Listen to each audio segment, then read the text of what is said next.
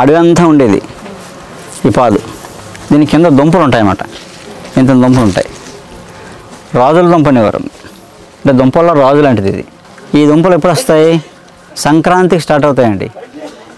December, జనవరి, ఫిబ్రవరి, మార్చి వరకు వస్తాయి అన్నమాట. ఈ 4 నెలలు ఈ దుంపలు తిని బతికేసేవారు అనమాట. ఇంకేం లేదు, ఇది ఉరబెట్టేయడం, అన్నంలో అయిపోద్ది అనమాట. అలాగే మీకు అరకులో చెప్పాను వేరే మొక్కలు, మొన్న మధ్య విలేజ్ అన్నంలో ఉండి అది వేరే మొక్కలు, మళ్ళీ ఇది వేరే, ఇది ఈ ప్రాంతంలో ఉంటాయి. ఇది శుభ్రంగా ఉడకబెట్టేస్తే చిడిపోయిన అన్నంలో అయిపోద్ది అనమాట.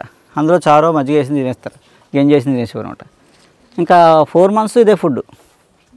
నేను చాలా రోజులు తిన్నాను అడవిలో. నేను చాలాసార్లు ఎప్పుడైనా వెంటప్పుడు వెళ్ళిపోతే ఇంక తవ్వుకోవడం, ఉడకబెట్టాను, పిల్లలు కలిపేసి రసం వేసి తినేయడం అంతే. శాంతంగా ఆగలేదు, మంచి ఎనర్జీ, పరిగెట్టేస్తాం లేడిలాగా. రాళ్ళు దుంప కింద ఉంటాయన్నమాట. ఇవి కూడా ఇంకా పోతున్నాయి, రాను రాను అంతరించిపోతున్నాయి. ఇలా మనకు అడవిలో తినేవి ఒక 350 రకాలు ఉన్నాయండి. అంటే ఎవరో పెంచకుండా ఊరికే ఫారెస్ట్లో పెరుగుతున్నాయి. ఇప్పటికీ ట్రైబ్స్ తింటున్నవి 300 చిల్లర ఫుడ్ ఐటమ్స్ ఉన్నాయి మన మార్కెట్లో దొరికే 25 రకాలు కాకుండా. తిప్పి కొడితే అవే కదా. ఏ సీజన్లో మేము మార్కెట్లో టమాటాలు కనిపిస్తాయి, వంకాయలు కనిపిస్తాయి. వీళ్ళకి అలా కాదు, ఒకసారి డిష్ తిన్నారంటే మళ్ళీ సొంతంగా డిష్ వాళ్ళకి రాదు. అన్న వెరైటీస్ ఉన్నాయి. అవన్నీ హెల్త్ మంచి. ఎర్ర జిరసల అంటారు, ఎర్ర జిరసల అని పిలుస్తారు పేరు. ఇది పైన ఫ్లవర్ అన్నమాట, అది పై ఆకులు, కాండం చాలా పెద్ద ఉంటుంది, పెద్ద పెద్ద చెట్లు పాకుతుంది ఇది. ఆ ఎర్ర జిరసల బెరడు ఒక 30 ml రసం తాగుతారండి. ఎందుకు? మోకాల నొప్పులకి. సింగిల్ డోస్ కథం, ఇంకా వాళ్ళకి మోకాల నొప్పులు రావు, లైఫ్లో రావు. ఇప్పుడు మనకు అడిగిపోయాయండి, మనం లీటర్ తాగినా ఏం పని కాదు. మనం ఆ కొండల మీద ఉండి ఏమైనా ట్రై చేస్తే పని వచ్చామో, మనం ఈ గచ్చుల మీద, మార్బుల్ మీద, టైల్స్ మీద ఉండి మనం ఏదో తాగేద్దాం అయిపోద్ది అంటే ఏమవుదంటే పప్పులు ఏమడుకో. నేచర్ మన దగ్గర రాదు, నేచర్ దగ్గర మనం వెళ్ళాలి, అదనమాట. ఇంకో మొక్క చెప్తాను, మంచి మొక్క. అంటే ఇలా ఒక్కొక్క మొక్క గురించి ఒక అద్భుతాలు ఉంటాయి. ఇది పాల చెట్లు చాలా ఉంటాయి, రకరకాల పాల పేరు ఉంటుంది. ఇది పెద్ద పాల అని పిలుస్తారు, పెద్ద పాలు అంటారు. ఈ పెద్ద పాలు ఏంటంటే ఈ వుడ్ చాలా హార్డ్, వెరీ హార్డ్, బరువు ఉంటుంది. రోకలు చేసేవారు పాలకరతోటి. 2 ఇంటికి గురుజులు పెట్టేవారు. ఎందుకు పెట్టేవారు తెలుసండి? ఇల్లంతటికి ఎక్కడో ఒక మూల పెట్టేవారు. ఆ చుట్టుపక్కల ఎక్కడ పెరిగిపడినా ఇది లాగేసుకుంటారు అనమాట. ఇల్లంతా డ్యామేజ్ అవ్వడానికి హాని కలగదనమాట. అందుకు పెట్టేవారు ఇది. అలాగే పెళ్ళిళ్ళకి పెళ్లి రాట వేస్తారు. పెళ్లి రాట అనేది మనకు పెద్ద కార్యక్రమం, పెళ్ళి ప్రారంభం అనమాట. అది పసుపు కొట్టు తర్వాత అన్నీ రాట వేసిన తర్వాతే ఇంకా అవన్నీ మొదలవుతాయి. పెళ్లి రాట ఎందుకు వేస్తారు తెలుసా అండి? పెళ్లి రాట దీంతో వేస్తారు. దీనికి ఏం చేస్తారంటే రాగా కట్టి ఒక రాగి కాయిన్ కడతారు. కట్టి భూమిలో వేసి అవధానం వెళ్ళేసి ఏదో ప్రతిష్ఠ చేసినట్టు వేసి ఒక రాట తీసి మిగతా రాటలు ఏం వేసినా మొత్తం పందిరి వేస్తారు. ఊరంతా పందిరి వేసినా సరే ఒక రాట వేయాలి. ఎందుకు ఈ రాట? పెళ్ళిలో అకారణంగా ఏ వర్షాలు కానీ పిడుగులు కానీ పడితే పెళ్ళి డిస్టర్బ్ అవ్వకుండా ఉండడం కోసం. చూసారా ఎంత ఆలోచన?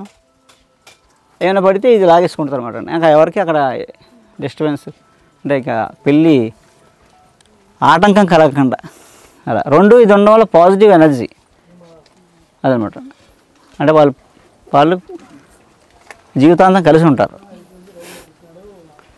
ఇప్పుడు వేస్తాం గూగుల్లో ఆర్డర్ పెట్టి పెళ్లి దాట పంపరా అని, అది ఇస్తాడు ప్లాస్టిక్ ఒక్కోటి, పెళ్ళి పడాకులు అయిపోద్ది. నమస్కారం అండి, నా పేరు విజయలక్ష్మి. నేను సంవత్సరాల నుంచి గురువు గారి వీడియోలు అన్నీ ఫాలో అవుతున్నాను. నాకు తెలిసిన చిన్న చిన్న అనారోగ్యాలకు కూడా అందరికీ ఆ మందులు నేనే చేసి ఇచ్చేసి అట్లాగా చేస్తున్నాను. నమ్మట్లేదు కానీ తగ్గితే నమ్ముతున్నారు. మా అమ్మగారికి మెయిన్ ప్లేట్లెట్స్ 3000 పడిపోయాయండి. ఆవిడ మామూలుగానే ఉన్నారు యాక్చువల్గా. ఏదో మా జనరల్ చెకప్ అని అంటే తీసుకెళ్ళాము, అది రిపోర్ట్లో 3000కి పడిపోయిన ఇది. ఇంగ్లీష్ మెడిసిన్స్ ఇంకా ఇమ్మీడియట్ హాస్పిటల్కి తీసుకెళ్ళాము. 1.5 year అసలు ఆ మెడిసిన్స్ ఏమో ఆవిడ వేసుకొని అంటారు, ఆవిడకి ఇంగ్లీష్ మెడిసిన్స్ పడవు. ఇవన్నీ అయ్యి నేను ఇంక మీ చిట్కాలు చూశాను. వాటికి షర్బత్ ఒకటి చెప్పారు, అది చేసుకునే ఇది లేదు.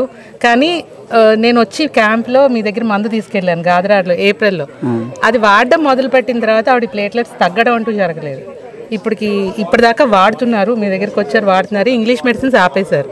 ఈలోపు మా నాన్నగారికి 5-6 నెలల క్రితం హార్ట్ ప్రాబ్లం వచ్చింది. హార్ట్ పంపింగ్ 20% పడిపోయింది. ఆయన మెట్లు ఎక్కకూడదు, ఆక్సిజన్ సిలిండరు, ఇంకోటి ఏంటి సీపాప్ ఇవన్నీ పెట్టుకొని ఇంట్లోనే ఉండాలి, అది ఇది అన్నారు. అప్పుడు కూడా మీరు చెప్పిన మెడిసినే అతిమధురం కటకరోహిణి కలిపి వాడాను. అది వాడిన తర్వాత ఆయన ఇప్పుడైతే ఆక్సిజన్ మెషిన్ లేదు, ఆ సీపాప్లు లేవు, ఏమీ లేవు. ఆయన లంగ్ ప్రాబ్లము, హార్ట్ ప్రాబ్లము చాలా చెప్పారు డాక్టర్లు, కానీ ఆయన బాగానే ఉన్నారు. నేను కిందటి సంవత్సరం కార్తీక మాసంలో వాడాను ఈ 2 మెడిసిన్స్ మా పేరెంట్స్ ఇద్దరికి. వాళ్ళకి తగ్గిన తర్వాత నేను అందరికీ నేను చెప్తూ ఉంటే నమ్ముతున్నారు, వాడుతున్నారు. ఇప్పుడు కూడా ఈ సంవత్సరం కూడా ఈ కార్తీక మాసం మళ్ళీ ఇంకో డోసు వాళ్ళిద్దరికీ మొదలు పెట్టాను. ఈ క్యాంప్ నేను ఎప్పటి నుంచో అసలు మీతో కలిసి రావాలి, ఇలా ఉండాలి అనుకుంటున్నాను. ఈసారి దొరుకుతుందో దొరకదో అవకాశం అనుకున్నాను, వచ్చాను. మా తమ్ముడు వాళ్ళని కూడా తీసుకుని వచ్చాను. భావి తరాలకి ఈ వైద్యం అందాలన్న సంకల్పం నాకు చాలా నచ్చింది. అందుకే నేనే అసలు చిట్కాలన్నీ ఒక పుస్తకం రాసుకుంటున్నాను నిదానంగా. అది కొంత జరుగుతోంది. టిప్స్ అన్నీ కూడా అసలు ఆ గురుకులంలో మీరు పెట్టే గురుకులం ఇంకా ముందు పెట్టుంటే మా పిల్లల్ని మేము అందులోనే జాయిన్ అయిపోతాం. అది ఒకటండి నేను చెప్పదలుచుకున్నది. ఒక్కటేంటంటే ఖచ్చితంగా తగ్గుతుంది ఆయుర్వేదం ఒకటి. రెండోది ఫ్రీగా చేయడము అన్నది ధర్మం ఉంది కాబట్టే తగ్గుతుంది. ఆ కమర్షియలైజ్ అయిపోయిన వైద్యంలో తగ్గకపోవటానికి మెయిన్ కారణం ధర్మం లేకపోవడం. ఇప్పుడు ఆ ధర్మం ఉంది కాబట్టే ఇప్పుడు ఇంత క్యాంప్ కార్పొరేట్ వాళ్ళు ఆర్గనైజ్ చేయాలంటే లక్షల్లో మన దగ్గర నుంచి తీసుకుంటారు, వాళ్ళ ప్రాఫిట్ కూడా వేసుకొని. అదేం లేకుండా చేశారు కాబట్టే మనం ఇంత హ్యాపీగా ఇంత సంతోషంగా వెళ్ళగలుగుతున్నాం. దీన్ని ప్రచారం చేయటం కన్నా నన్ను అడిగితే ఎవరికి వాళ్ళు ఇలాంటి చిన్న చిన్న క్యాంపులు ఆర్గనైజ్ చేసుకుని సంతోషంగా ఉండడం మంచిది.